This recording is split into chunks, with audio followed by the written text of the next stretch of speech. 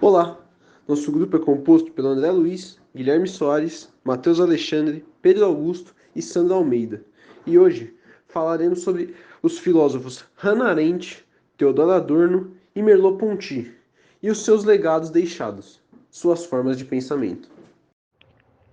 Hannah Arendt, nascida em 1906 e que faleceu em 1975, foi uma filósofa que deixou seu legado no ramo, principalmente por conta de suas principais características, que foram ser uma pessoa confiante, que não desiste, e deixando evidente que é sempre possível recomeçar e tentar novamente, e de realizar ações que pareciam impossíveis. Nascida na Alemanha, seu contexto de vida foi através de um cenário bem complicado. Hannah tinha uma doença chamada eczema, algo que prejudicava a pele, resultando em lesões. Ela viveu em uma época que envolvia uma grande guerra política, onde tornava o país um lugar bem complicado de se viver. Tudo tornou-se mais difícil quando teve que lidar com a perda de alguns familiares, como seu pai, sua avó e um tio bem próximo.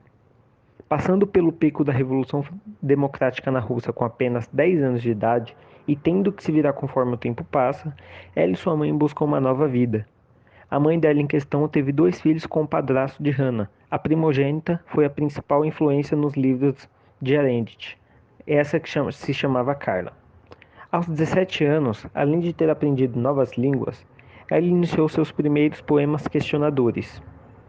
Vendo que se dava bem na área de filosofia, a alemã aprofundou-se no ramo. E quando foi perguntada sobre o motivo de ter ingressado na área filosófica, ela respondeu que Immanuel Kant era uma inspiração muito grande e que filosofia e teologia caminhavam juntos. Hannah conhece Martin na escola, um homem que possuía uma obra cuja chamava muita atenção. Essa amizade se tornou um grande romance, que os levou a se casar. As guerras ainda abalavam a vida da alemã, mas não interromperam seu estudo sobre fenomenologia. Ao se tornar assistente de Marx, concluiu sua primeira obra, Do Ter, seguida de uma tese, O Conceito de Amor em Santo Agostinho. Em 1929, casou-se com Martin e mais de um ano depois, ambos se separaram, após ele declarar seu apoio a Adolf Hitler. Ela foi presa por 8 dias e, após ser solta, mudou-se da Alemanha para a França. Porém, por ser judia, foi mandada para um campo de concentração, onde felizmente conseguiu fugir, indo para Nova York. Porém, como vivia uma vida de exilada, ficou sem direitos políticos até tirar sua cidadania americana, tempo que durou cerca de 10 anos. Foi após esse período que começou sua carreira, durando até a sua morte. Hannah combatia regimes totalitários, assim como em seus livros Eichmann em Jerusalém, As Origens do Totalitarismo. Sua principal crítica era sobre os seguidores do nazismo, que aparentemente não conseguiam pensar por si próprios e concordavam com a ideia de odiar os judeus. Theodor Adorno foi um filósofo, sociólogo, musicólogo e compositor nascido na Alemanha. Adorno estudou filosofia, sociologia, psicologia e música na Universidade de Frankfurt, até mudar-se para Viena aos 22 anos para prosseguir seus estudos. Ele foi considerado um dos principais pensadores do século XX, principalmente em estética e filosofia. Ele foi um forte crítico também do fascismo e do que ele chamou de indústria cultural. Seus livros Dialética do Iluminismo, Mínima Moralia e Negativa Dialética influenciaram fortemente o movimento da esquerda europeia. Ele foi um dos expoentes da chamada Escola de Frankfurt, juntamente com outros grandes nomes, como Max Horkheimer, Walter Benjamin, Herbert Marcuse e Jürgen Habermas. Nessa escola, se originou uma linha de pensamento desenvolvida por esses pensadores, onde eles se opunham à teoria tradicional, que não analisava nem criticava as relações estabelecidas na sociedade. Era completamente neutra, tornando a sociedade um objeto da indústria cultural, perpetuando produções rasas que seguiam o padrão estipulado na época.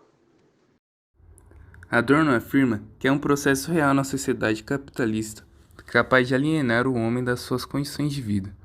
É nessa discussão que está a chave para entender a crítica adorniana à escola. Para o autor, a crise da educação é, na verdade, a crise da formação cultural da sociedade capitalista como um todo.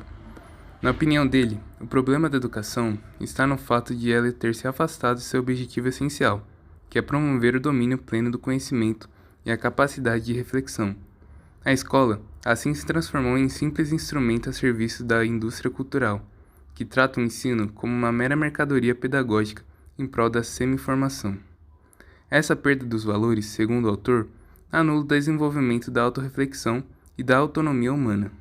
A doutora Rita Amélia diz: Adorno critica a escola de massa por ela, segundo ele, instalar e cultuar a massificação. O resultado disso é a deformação da consciência. Nós concordamos em muitas coisas ditas por Adorno e vemos que realmente, principalmente aqui no Brasil, há um grave problema na educação, onde vemos que o desinteresse nela é tão grande que milhares de pessoas optaram por desistir da escola nesse período de pandemia. Precisamos reformular a forma como educamos as pessoas, pois esse tipo de método é retrógrado e muitas vezes não deixa os alunos terem autonomia e nem possuírem a autorreflexão, que é extremamente importante para nós. Merleau-Ponty, que viveu de 1908 até 1961, nasceu na França e se formou em filosofia aos 23 anos de idade, em uma faculdade localizada em Paris. Sua carreira foi marcada com várias obras, a maioria delas inspiradas no considerado pai da fenomenologia, Edmund Husserl. Entre elas, podemos destacar algumas, como por exemplo, A Estrutura do Comportamento, de 1942, e A Fenomenologia da Percepção, de 1945, que agregaram muito conhecimento a respeito do estudo da fenomenologia. Ponty ficou conhecido pelo estudo da relação do sujeito com o mundo, ou seja, por expor seu pensamento sobre a ligação entre a consciência humana e a natureza. Além disso e de diversos outros temas, ele também estudava a ideia de percepção. Como conceito básico, ele determinava a percepção como uma forma de primado da experiência, na medida em que a percepção tem uma dimensão ativa e constitutiva. Ela é basicamente o ato pelo qual a consciência interpreta um dado objeto, utilizando as sensações humanas como um instrumento.